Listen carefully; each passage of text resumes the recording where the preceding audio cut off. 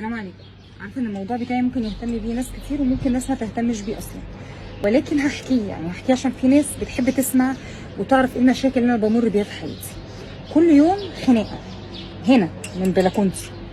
طب بتتخانقي مع جاره؟ لا. بتتخانقي مثلا مع بتاع ربابيكي ماشي في الشارع؟ برضو للاسف لا. طيب بتتخانقي مع حد مضايقك مثلا فاتح محل او كده؟ لا. طب بتتخانقي مع مين يعني ما دام خناقه كل يوم؟ اتخانق مع العصافير اللي واكلين لي الزرعه.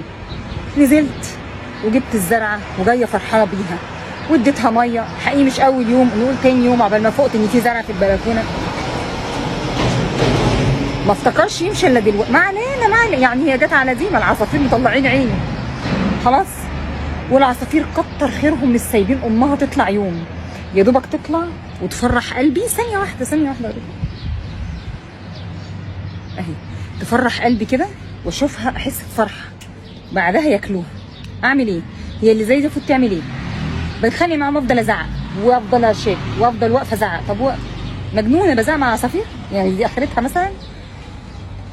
اللي عنده حل يقول لي احط لهم ايه؟ احط لهم سم في الزرع فالزرعه تموت وهم يموتوا مع بعض؟